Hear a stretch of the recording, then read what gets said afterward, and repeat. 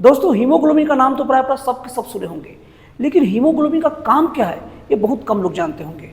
जो लोग जानते हैं उनके लिए ठीक है, और जो लोग नहीं जानते उनको मैं बता दूं कि हीमोग्लोबिन का काम हमारे शरीर में ऑक्सीजन सप्लाई करना है। हमारे शरीर के कण कण में ऑक्सीजन का सप्लाई करने की पूरी जिम्मेवारी केवल और केवल हीमोग्लोबिन की होती है। अब दोस्तों हीमोग्लोबिन ऐसा क्या काम करता है जिससे शरीर में ऑक्सीजन का सप्लाई होते रहता है, और वो कैसे बेचारा इतना मेहनत करके हमारे शरीर में ऑक्सीजन का सप्लाई करता है जिससे हम लोग अपने सारे काम कर पाते हैं, यहाँ तक कि बोलने जैसा काम बिना ऑक्सीजन सप्लाई का संभव नहीं है। तो दोस्तों हम लोग बहुत ही आसान शब्दों में ये बात जानेंगे कि हीमोग्लोबिन कैसे हमारे शरीर में ऑक्सीजन का सप्लाई करता है। दोस्तों हीमोग्लोबिन का वर्क समझने के लिए सबसे पहले हम लोग को ये चीज़ समझ लेना ठीक होगा कि हमारे शरीर में जो रक्त कोशिकाएं हैं, मतलब ब्लड सेल्स, दो टाइप के होते हैं। एक होते हैं लाल रक्त कणिकाएं जिन्हें इंग्लिश में रेड ब्लड सेल्स कहते हैं और शॉर्ट में आरबीसी कहते हैं, और दूसरा होता है श्वेत रक्त कणिकाएं जिन्हें इंग्लिश में व्हाइट ब्लड सेल्स कहते हैं और शॉर्ट में डब्ल्यूबीसी कहते हैं। तो दोस्तों डब्ल्यूबीसी का तो काम हमारे शरीर में बीमारियों से लड़ना है, उसको योद्धा हमारे शरीर का कहा जाता है। उसी की वजह से छोटी मोटी बीमारियां हमें छू भी नहीं पाती, और आती भी है तो ठीक हो जाती है। अब बात करते हैं रेड ब्लड सेल मतलब आरबीसी की।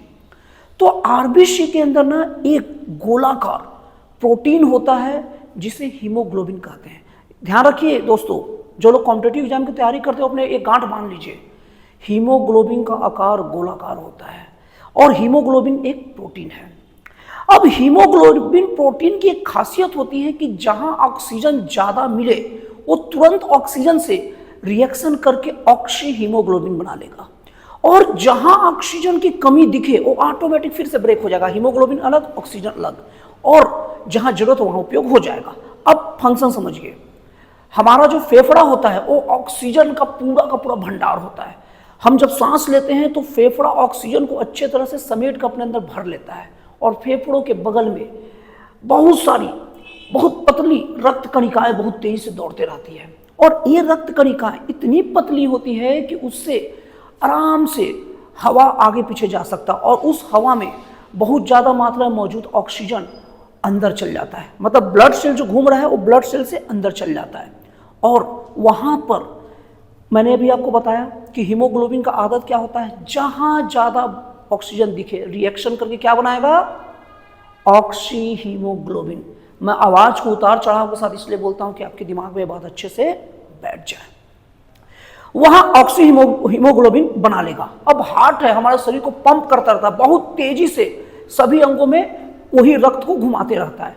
अब ये तुरंत वहां से जनाब हीमोग्लोबिन ऑक्सीजन को अपना लोड करके निकल लिए। अब निकले, अब पूरे उत्तक दौड़ रहे, उत्तक होता है हमारा शरीर का कोना कोना, और मान लो किसी जगह में ऑक्सीजन का कमी हो गया, तो मैंने बताया जहां पर ऑक्सीजन कमी होता है, जहां कम होता है वहां पर वो ब्रेक हो जाता है, फिर से ऑक्सीजन अलग हीमोग्लोबिन अलग, और उस जगह उत्तक वो ऑक्सीजन मिल जाता है, और ये प्रक्रिया चलते रहता है। हमारा जो ब्लड है पूरे शरीर में दौड़ते रहता है, और फेफड़े में आता है, फेफड़े के पास रक्त कोशिकाओं के पास से फेफड़े से ऑक्सीजन ले लेता है, और जहां पर कमी दिखे वहां ऑक्सीजन छोड़ देता है, और इस तरीके से दर बदर दिन पर दिन हमेशा हमारे शरीर में ऑक्सीजन की सप्लाई होते रहती है। दोस्तों हीमोग्लोबिन का हमारे शरीर में कितना उपयोग है इसका अंदाजा इसी बात से लगाया जाता है कि अगर कोई पेशेंट बार बार चक्कर आना, कमजोरी आना का शिकायत करे तो डॉक्टर प्रमुख चेकअप में शुरुआत हीमोग्लोबिन के चेकअप से ही करता है। और आप लोग को बता दूं हीमोग्लोबिन को ग्राम डीएल से नापा जाता है, और एक स्वस्थ व्यक्ति का हीमोग्लोबिन 12 से 20 ग्राम डीएल का आदर्श माना जाता है। और अगर महिलाओं की बात करें तो 12 से 15.5 ग्राम डीएल हीमोग्लोबिन अच्छा माना जाता है, और वहीं पुरुषों की बात करें तो 13.5 से लेकर 17.5 ग्राम डीएल का हीमोग्लोबिन अच्छा माना जाता है। अब आप लोग कहेंगे कि अरे इतना काम का चीज़ हमारे अंदर हीमोग्लोबिन है तो क्या क्या ऐसा चीज़ खाए कि हीमोग्लोबिन फिट रहे। बताता हूँ। हम लोग को अनाज, दाल और बीन मतलब सोयाबीन हीमोग्लोबिन का प्रमुख स्रोत होता है, और इन सब के अलावा हमारे सामान्य खान पान में चावल के अंदर विटामिन B6 रहता है, और विटामिन B12 हीमोग्लोबिन के लिए बहुत इंपॉर्टेंट रहता है। दोस्तों वैसे तो चावल को एक आध बार धोना पड़ता है, लेकिन चावल को बार बार धोने से उसका विटामिन B6 और कुछ हद तक B12 डिस्टर्ब हो जाता है। इसीलिए चावल को बार बार या बहुत ज़्यादा बार नहीं धोना चाहिए, एक बार धो लिए काफ़ी है, क्योंकि उसके बहुत सारे हमारे काम की चीज़ निकल जाते हैं।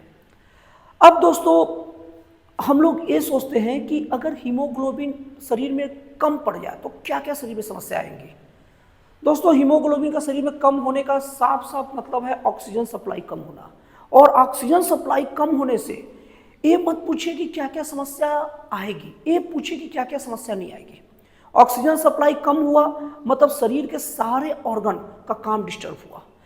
हमारे शरीर में टूट फूट का जब रिपेयरिंग प्रोटीन करता तो उसमें भी ऑक्सीजन की जरूरत पड़ती है।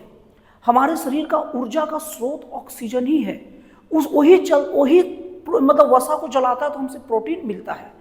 अब ऑक्सीजन सप्लाई ठीक से नहीं होने से सबसे पहले हमारा जो लीवर है वहाँ तक ठीक से जो खाना भोजन जो खाते हैं वो ठीक से ऑक्सीडेशन हुए बिना पहुँचता है तो लीवर के ऊपर खराब असर पड़ता है।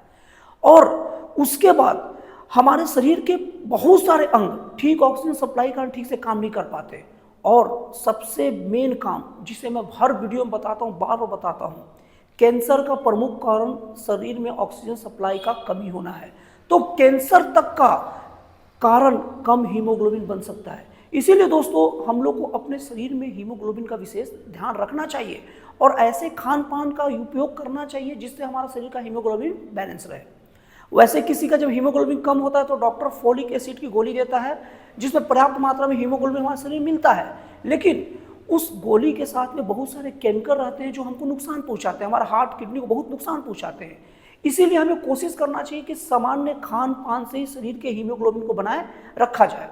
दोस्तों अगर आपको चक्कर नहीं आता, कमजोरी नहीं आता, आप हष्ट पुष्ट हो, जल्दी थकते नहीं, तो समझ लो आपका हीमोग्लोबिन कंट्रोल में है। तो दोस्तों मुझे उम्मीद है ये जानकारी आपके बड़े काम की लगी होगी। तो दोस्तों अगर अच्छा लगा होगा तो प्लीज़ थोड़ा लाइक वाइक कर दीजिएगा। तो दोस्तों फिर मिलते हैं अगली वीडियो में एक जन कल्याणकारी और एक राष्ट्रवाद से प्रेरित नए विचारों के साथ।